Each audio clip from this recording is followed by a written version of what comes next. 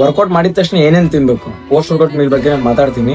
Video ಪೂರ್ತಿಯಾಗಿ ನೋಡಿ. ಇವಾಗ ನಮ್ ಬಾಡಿ ವರ್ಕೌಟ್ ಆದ್ಮೇಲೆ ಮಸಲ್ಸ್ ಎಲ್ಲ ಟಿಯರ್ ಆಗಿರ್ತದೆ, ಬಾಡಿ ಮಸಲ್ಸ್ ಎಲ್ಲ ಟಿಯರ್ ಆಗಿರುತ್ತೆ. ಅದಕ್ಕೆ ಪ್ರೋಟೀನ್ ಬೇಕಾಗಿರ್ತದೆ. ಯಾಕಂದ್ರೆ ಬಾಡಿಗೆ ನೀವು ಬೆಳಗಿನ ತಿಂದ್ರೆ ಪ್ರೋಟೀನ್ ಎಲ್ಲ ಅಬ್ಸರ್ವ್ ಆಗಿರ್ತದೆ.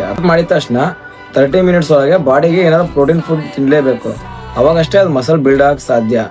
ಅದಕ್ಕೆ 30 ಮಿನಿಟ್ಸ್ ಒಳಗೆ ನೀವು ಮೊಟ್ಟೆ ಯಾರು ತಿನ್ಬೋದು, ಏನಾರು ಒಂದು ಪ್ರೋಟೀನ್ ಫುಡ್ ಆಗಿರ್ಬೋದು, ಏನ್ ಪ್ರೋಟೀನ್ ಪೌಡರ್ ಆಗಿರ್ಬೋದು.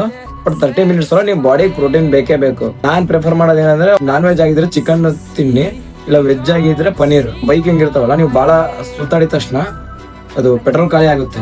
ಹಂಗೆ ನಮ್ಮ ಬಾಡಿನೂ ಅಷ್ಟೇ, ಬಹಳ ವರ್ಕೌಟ್ ಮಾಡಿದ ತಕ್ಷಣ ಪ್ರೋಟೀನ್ ಅಂಶ ಬೇಕಾಗುತ್ತೆ. ಗಾಡಿಗೆ ಹೆಂಗ್ ಪೆಟ್ರೋಲ್, ಹಂಗ್ ನಮ್ಮ ಬಾಡಿಗೆ ಪ್ರೋಟೀನ್. ಗಾಡಿ ಪೆಟ್ರೋಲ್ ಹಾಕ್ತಿರ್ತಾನೆ, ಆಮೇಲೆ ಪೆಟ್ರೋಲ್ ಖಾಲಿ ಆದ್ಮೇಲೆ ಹಂಗ ಬಾಡಿಗೂ ನಾವು ವರ್ಕೌಟ್ ಮಾಡಿದ್ಮೇಲೆ ಫುಲ್ ಪ್ರೋಟೀನ್ ಬೇಕಾಗಿರೋದು. ಪ್ರೋಟೀನ್ ಖಾಲಿ ಆಗಿದೆ ಬಾಡಿ ಒಳಗೆ, ಅವಾಗ ಪ್ರೋಟೀನ್ ಬೇಕೇ ಬೇಕು. ಈ ತರ ವ್ಯಾಲ್ಯೂಯಬಲ್ ಕಾಂಟೆಂಟ್ ನಾನು ನಿಮಗೆ ಹೇಳ್ತಿದ್ದೀನಿ ಅಂದ್ರೆ, ನಿಮಗೆ ಸಿಗ್ತಿದೆ ಅಂದ್ರೆ